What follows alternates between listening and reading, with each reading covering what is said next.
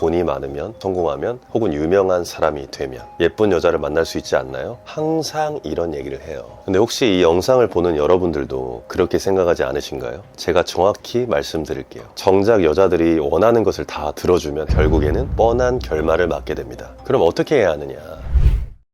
오늘은 제 어떤 제자들의 이야기를 좀 해볼까 하는데, 사실 제 제자들이 괜찮은 남자들이 되게 많아요. 대기업 다니는 친구도 있고, 사업으로 성공한 친구도 있고, 외모가 잘생긴 친구 등등 많은데, 그런데 한결같이 저한테 그런 얘기를 해요. 이상형의 여자를 못 만난다는 거예요. 신기한 게 공통적으로 하는 말이 있어요. 돈이 많으면, 성공하면, 혹은 유명한 사람이 되면 예쁜 여자를 만날 수 있지 않나요? 항상 이런 얘기를 해요. 근데 혹시 이 영상을 보는 여러분들도 그렇게 생각하지 않으신가요? 제가 정확히 말씀드릴게요. 이런 현실적인 조건으로 유혹하는 거는 베타 게임입니다. 차, 외모, 돈, 이런 눈에 보이는 현실적인 조건들로 여자를 만나려고 하니까 언제든지 대체 가능한 남자가 되는 거예요. 조금 더 좋은 차, 조금 더 잘생긴 외모, 돈이 더 많은 남자가 나타나면 언제든지 대체가 가능하니까. 그렇게 여자가 제시하는 조건에 다 맞추려고 하면 어떻게 되는지 알아요? 끝나지 않은 노력을 해야 돼요. 그리고 결국에는 뻔한 결말을 맞게 됩니다. 그래서 제 제자들 중에 한 친구가 여자가 원하는 거를 다 들어주고 샤넬백도 사주고 전세 자금까지 대줬다는 거야. 근데 결국에는 다른 남자한테 갔다고 해요.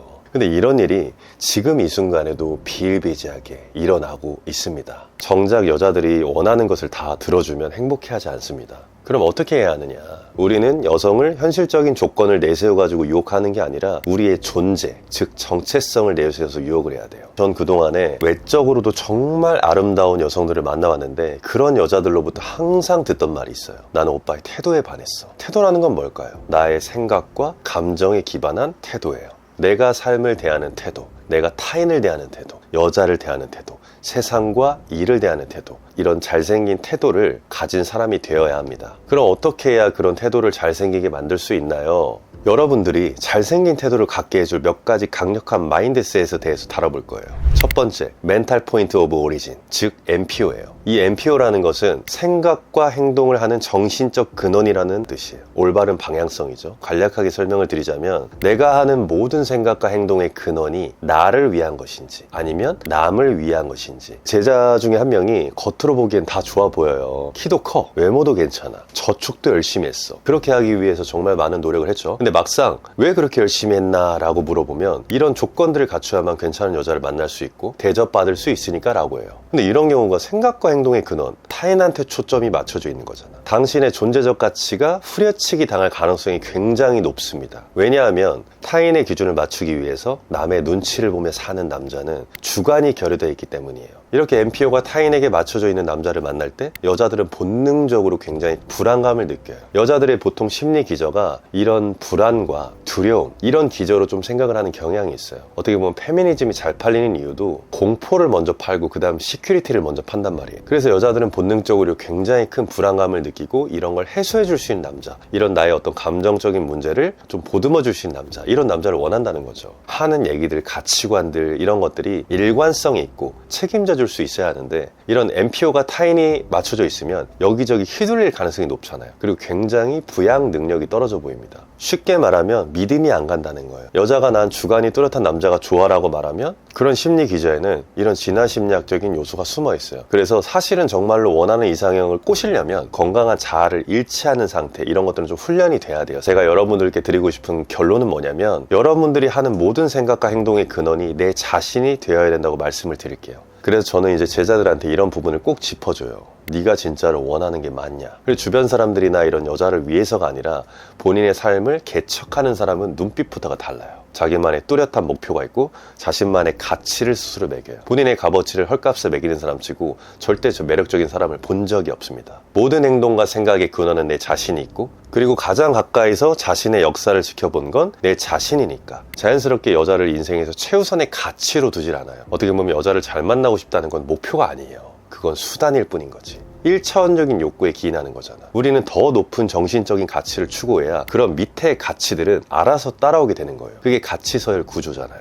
그래서 역설적으로 여성에게 더 매력적인 남자가 됩니다. 자기 자신을 위한 최고의 버전을 쫓아. 그럼 모든 행동이 여자에게 잘 보이기 위한 것이 아니라 본인을 위해서 해. 어떻게 보면 여유와 좀 직결되는 마음이거든요. 남과 나눌 수 있는 마음. 좀 기버의 마인드죠. 그래서 이제 이런 마음과 관점의 차이가 상대한테는 되게 미묘하게 다르게 전달이 되는데, 여자들은 이런 걸 정말 잘 캐치합니다. 잘 보이기 위해서 그런 건지, 아니면 원래 그런 사람인지. 첫 번째 원칙, MPO가 나를 향하게 하라. 두 번째 마인드는 행복과 즐거움의 기준을 여자에게 두지 말라는 거예요. 아, 내가 정말 미스코리아 같은 여자를 만나면 행복할 거야. 전혀 그렇지 않고 그건 환상을 쫓게 되는 겁니다. 제 주변에도 여자들에 대해서 인생에 너무 큰 의미를 부여해요. 여자가 없으면 술자리도 재미없어 하고요. 주말에 여자랑 데이트가 없으면 스스로의 삶이 지루하다고 생각해요. 이런 남자들이 정말 많더라고요. 근데 이런 생각과 마음이 기본 소프트웨어가 되어 있다면 이미 매력적인 남자라는 영역에서 많이 멀어졌다고 보시면 됩니다. 예쁜 여자랑 파인다이닝을 하고 5성급 호텔에서 식사를 해야만 행복한 삶일까요? 아니잖아. 만약 그렇게 생각하면 여자에 너무 큰 의미를 부여하고 있는 거예요. 한국 사람들은 좀 더 물질적인 가치에 우선순위를 많이 두잖아요. 그래서 이렇게 우리가 이런 풍요의 마인드를 장착하고 정말 관계에서 오는 행복을 느껴야만 삶의 어떤 퍼즐이 맞춰지는 그런 의미가 스스로한테 부여가 돼요. 저도 뭐 여자, 좋은 차, 호텔 다 좋아하죠. 근데 그것들이 제 삶의 즐거움이 차지하는 비용은 20% 내외예요. 왜? 그게 없이도 난 행복할 수 있는 사람이니까. 행복과 쾌락은 다르다는 거예요.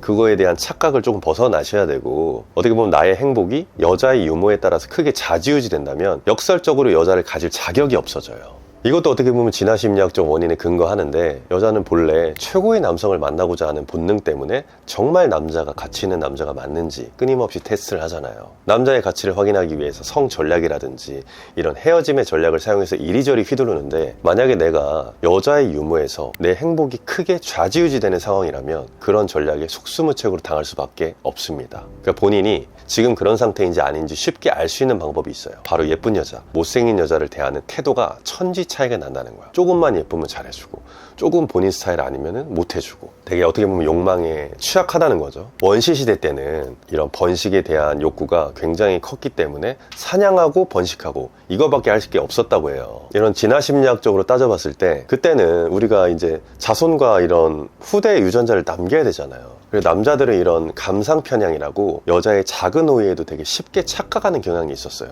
그러다 보니까 조금만 친절하면 저 여자가 나한테 관심이 있나? 그래야 우리가 좀 추파를 던져가지고 유전자 복제를 할 수 있잖아. 이런 재생산의 가치를 만들 수 있고. 근데 현대인들은 어떻게 보면 우리는 이제 원시시대의 이런 본능과 지금 현대인의 본능은 바뀌지 않았다라고 얘기해요. 분석심리학자들은 아예 안 바뀐다고 얘기하고, 진화심리학자들은 굉장히 천천히 더디게 바뀐다라고 얘기해요. 근데 우리가 이런 진보의 관점에서는 너무나 편리한 세상에 살고 있잖아요. 그러다 보니까 우리 본능과 맞지 않는 시대에 살고 있는 거야. 그래서 현대인들은 이런 개인과 개인 간의 애착이 중요해진 지금 이제 원시시대 때처럼 이런 무지성으로 본능적으로 욕망에 취약한 남자를 이런 베타메일로 인식하는 경향이 커요. 예쁜 여자 다 좋죠. 누구나 다 예쁜 여자 만나고 싶어하고 아름다운 것에 끌리는 것이 당연한 인간의 습성인데, 세상 만사가 그렇듯이 아름다움에 너무 현혹되면 그게 자신에게 독이 되는 거예요. 아름다움이라는 건 나이 들면 시드는 것들이고 다른 정말 중요한 가치들도 많잖아 우리가. 그래서 우리가 항상 이렇게 통제를 통해서 내면의 규율을 쌓아야 되는 거고요.